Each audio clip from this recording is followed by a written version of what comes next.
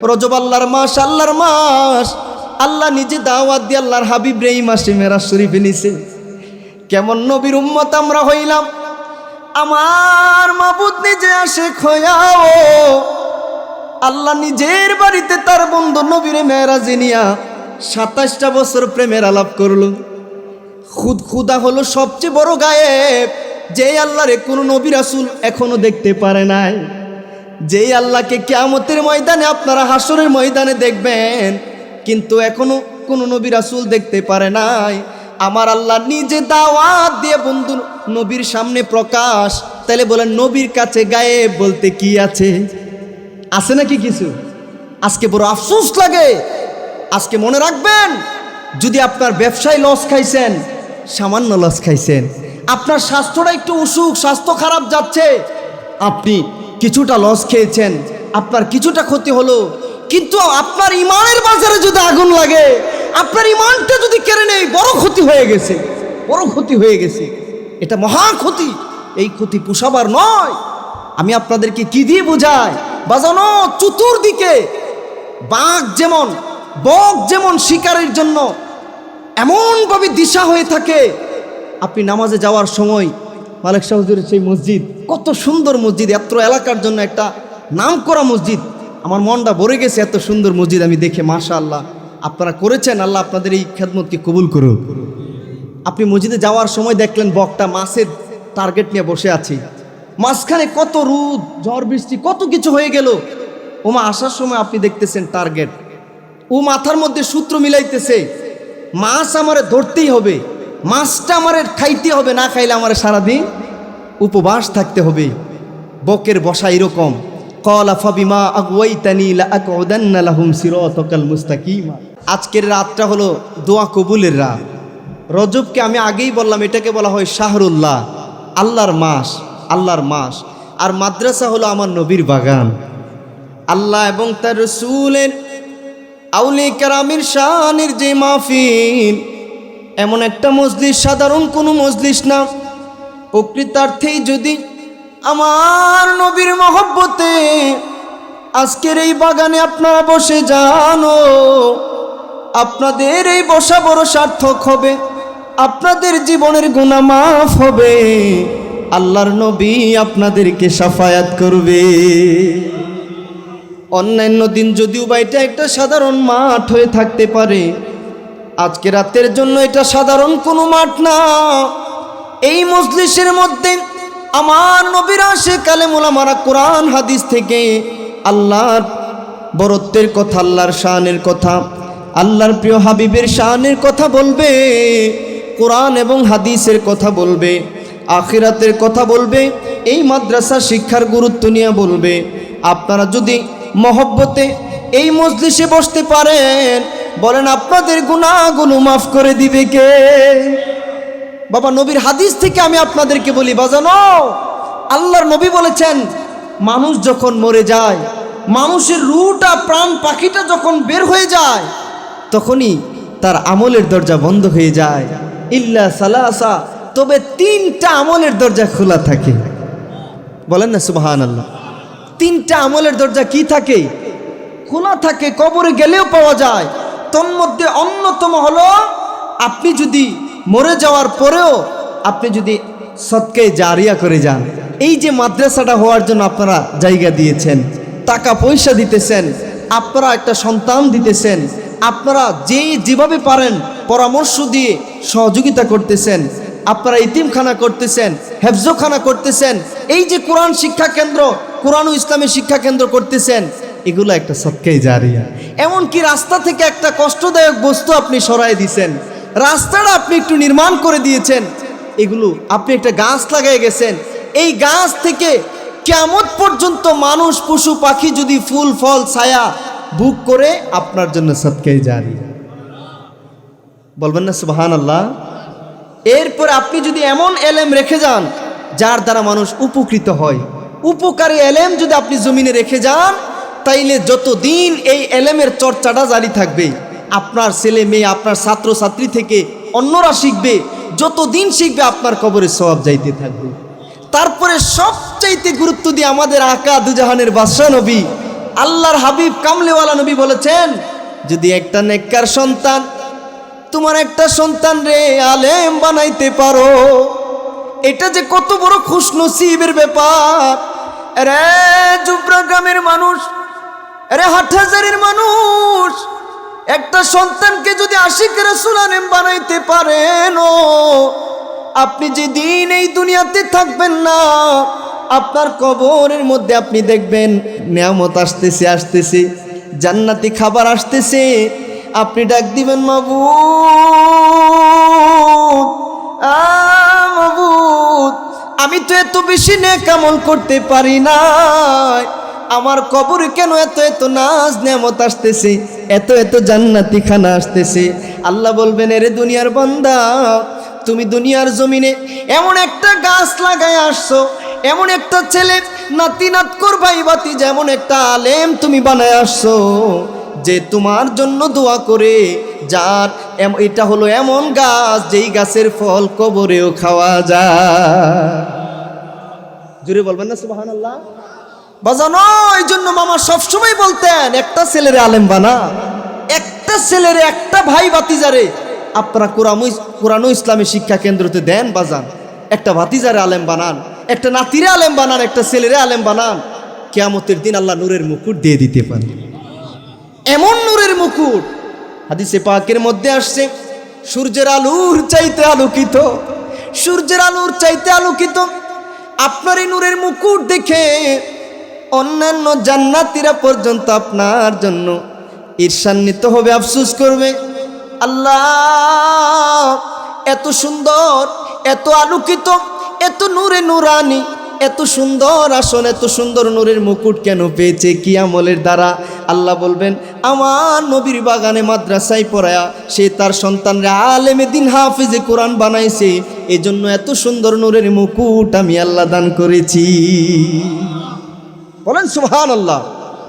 সন্তানরা কবরের পাড়ে গিয়ে যখন আপনার জন্য সূরা ইয়াসিন পড়ে দোয়া করবে, সূরা রহমান পড়ে দোয়া করবে, সূরা ফাতিহা পড়ে চোখের পানি ফেলে দিবে, আপনি কি বলেন? হাদিস দ্বারা প্রমাণ, আব্বা আম্মা হলো পৃথিবীর শ্রেষ্ঠ বড় নিয়ামত, 7 রাজের ধন হলো আব্বা আম্মা, দুয়ার ক্যান্টনমেন্ট হলো আব্বা আম্মা, জান্নাতের চাবি হলো আব্বা আম্মা। বাজান, মক্কা মদিনা আপনার ঘরেই আছে, যদি আপনার আব্বা আর আম্মা বাইচা থাকে।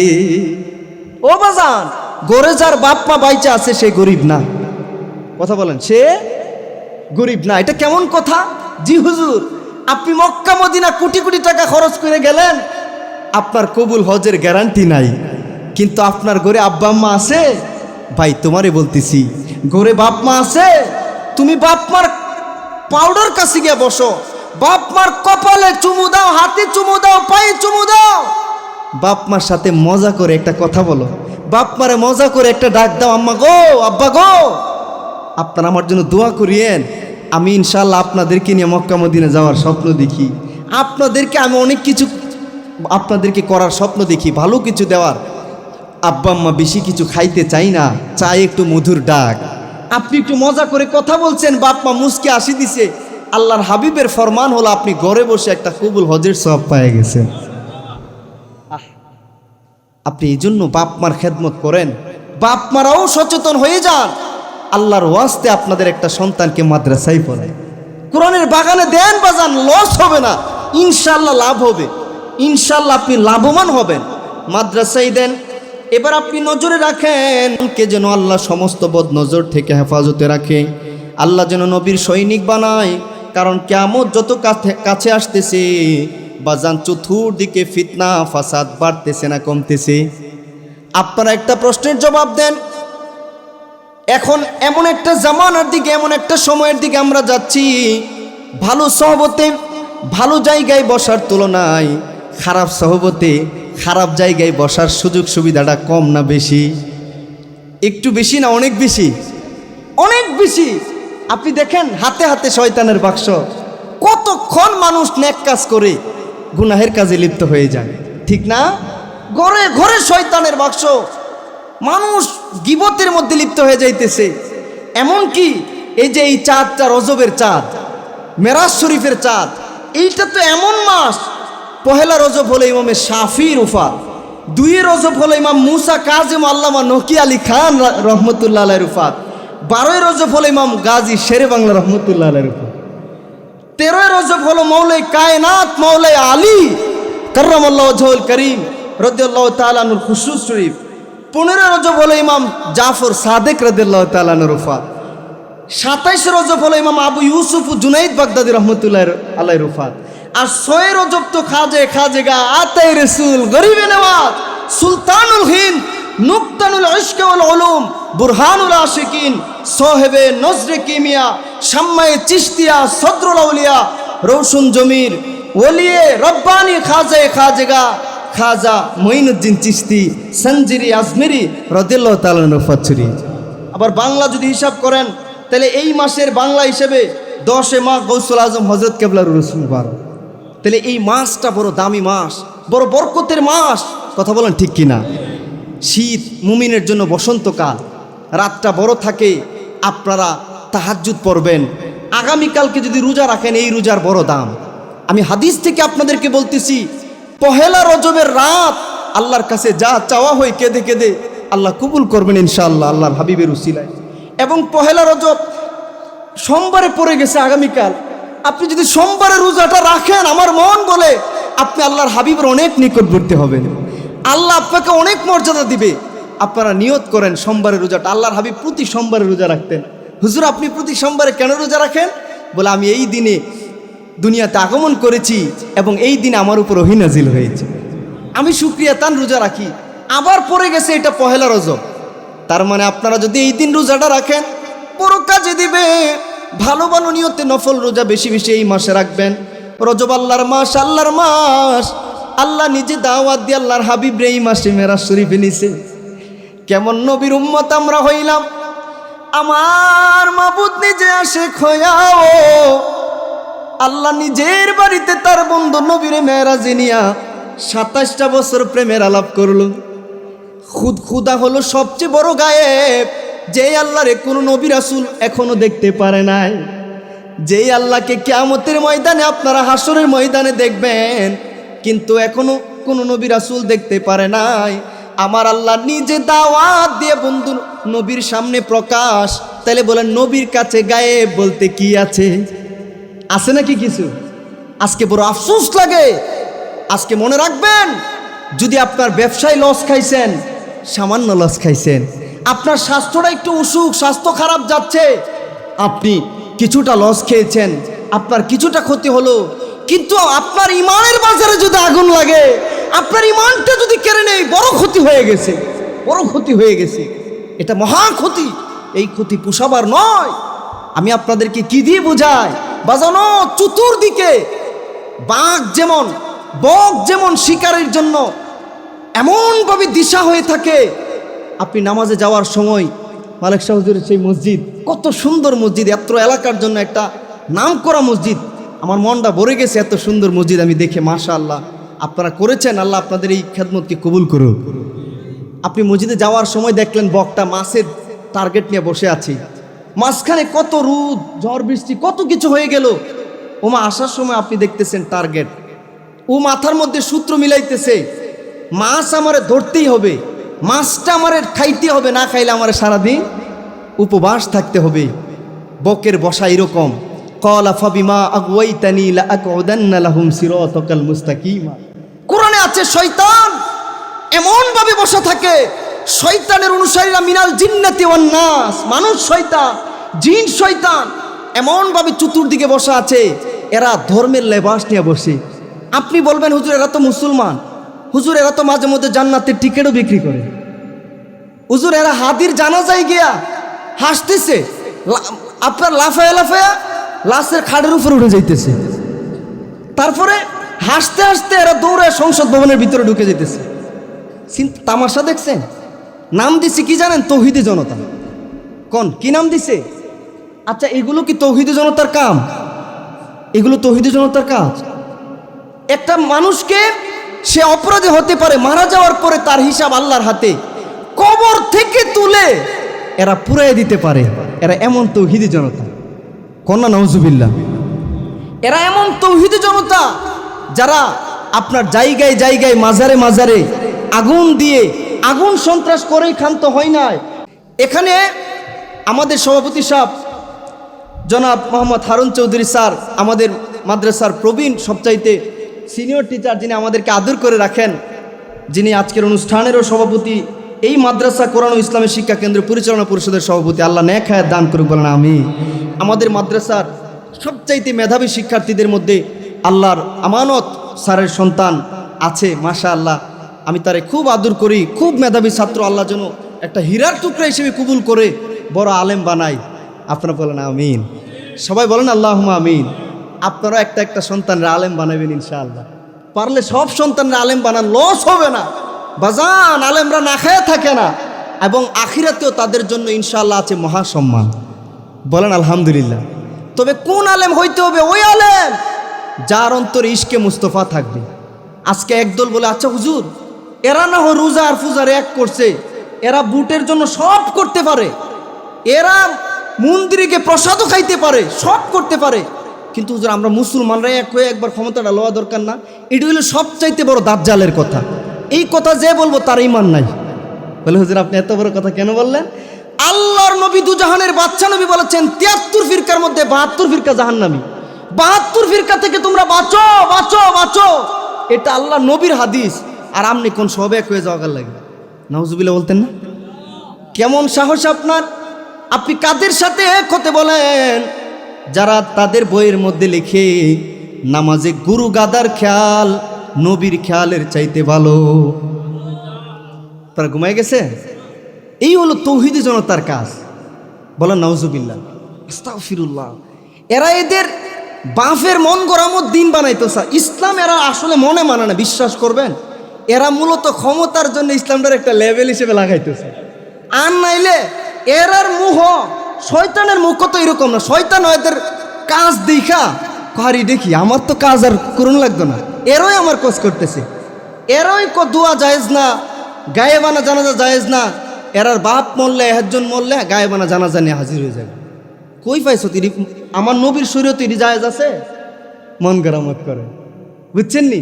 তারপরে এই যে তাদের হুজুররা মরলে হুমরি খায়া গিয়া তারা অ্যাম্বুলেন্সে চুমা খায়, তাদের কবরের মধ্যে চুমা খা, কিন্তু মাজারে যাওয়া জায়েজ না। ইদানিং হিন্দুরা প্রসাদ দিয়ে খাইতেছে।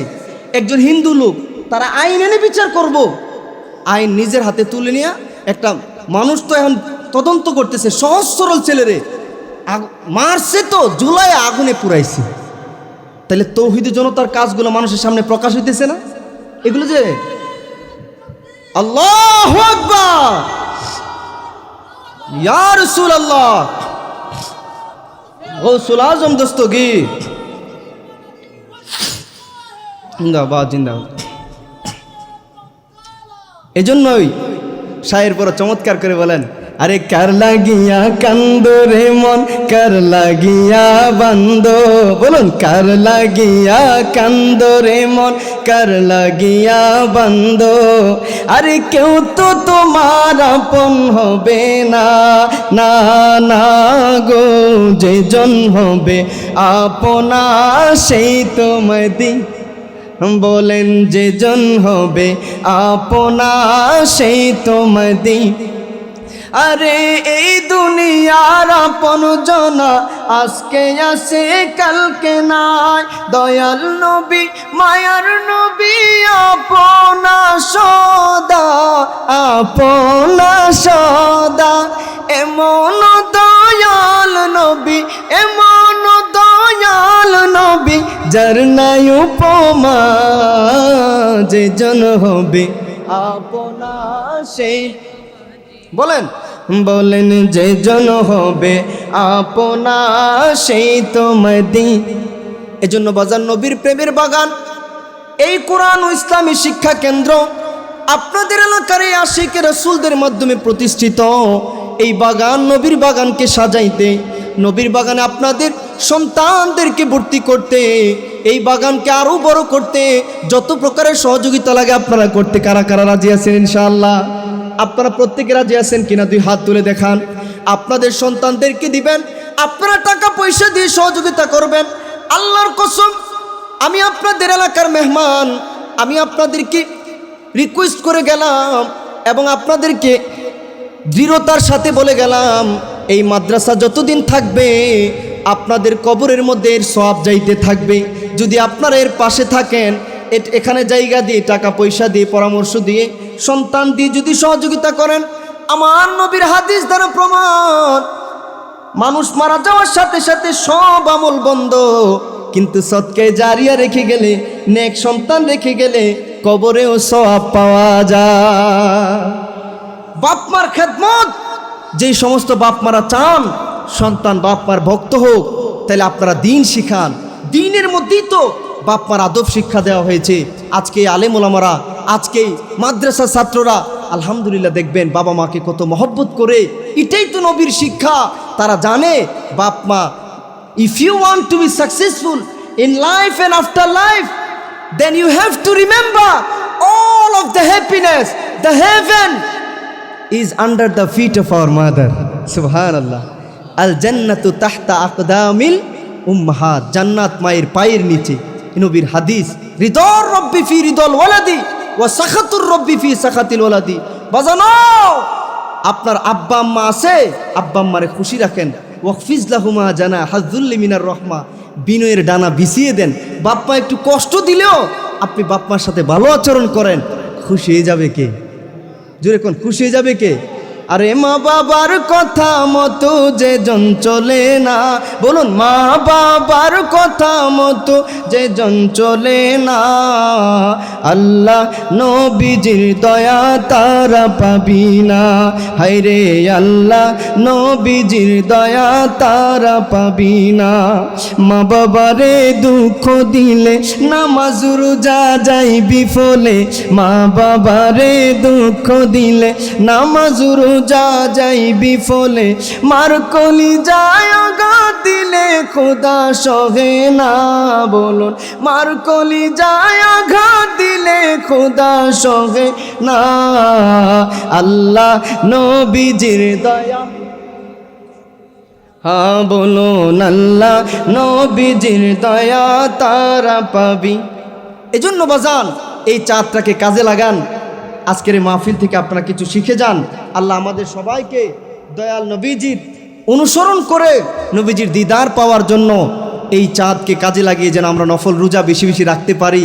এবং এই চাঁদ শুরু হলে আল্লাহর হাবিব পড়তেন, আল্লাহুম্মা বারিক লানা ফি রজব ওয়া শাবানা ওয়া বাল্লিগনা রমাদান। পড়েন না আল্লাহুম্মা, সবাই জুড়ে আল্লাহুম্মা বারিক লানা ফি রজব ওয়া শাবান ওয়া বাল্লিগনা রমাদান। পড়বেন আপনারা। আল্লাহর হাবিব পড়তেন, কানতেন উম্মতের জন্য, সারাটা জীবন কেঁদে গেছেন। আরে 63 সাল জিন্দেগি কাঁদছে বলে উম্মতি, এখনো কান্দে শুয়ে মদিনাতে। বলেন এখনো কান্দে শুয়ে মদিনাতে, এমন দয়ালো নবী প্রেমের ছবি আজও কাঁদেন মদিনায়। আল্লাহ আমাদের সবাইকে একবার হলো সে দয়াল নবীজির দিদার নসিব করুক, বলেন আমিন। নবীর প্রেমিকদের, সুন্নি জনতা জাগ্রত হন, নবীর প্রেমিকদেরকে চিনুন। আপনারা আগামীর প্রত্যেকটা পদক্ষেপে, আগামী নির্বাচনে এবং সব পদক্ষেপে আপনারা সুন্নি জনতা ঐক্যবদ্ধ থাকুন। মনে রাখবেন 73 ফিরকার 72 ফিরকা থেকে বেঁচে আমাদেরকে নবীর তরিকায়, আউলিয়া কেরামের তরিকাতেই থাকতে হবে। এছাড়া আমাদের মুক্তি নাই নাই নাই। কথা বলেন ঠিক কিনা? আরো জোরে বলেন ঠিক কিনা? জাগো সুন্নি জনতা, জাগো সুন্নি জনতা, ময়দানেতে প্রমাণ হবে তোমার আসেনি ঈমান। জাগো সুন্নি মুসলমান, জাগো সুন্নি মুসলমান। আল্লাহ এই কোরআন ও ইসলামের শিক্ষা কেন্দ্রের এই সালানা জলসাকে কবুল করুক। এই এলাকার প্রত্যেক মুর্দেগান কবরবাসীদেরকে আল্লাহ জান্নাত নসিব করুক, বলেন আমিন। ওয়া আখিরু দাওয়ানা আলহামদুলিল্লাহি রাব্বিল আলামিন। আসসালামু আলাইকুম ওয়া রাহমাতুল্লাহি ওয়া বারাকাতুহু।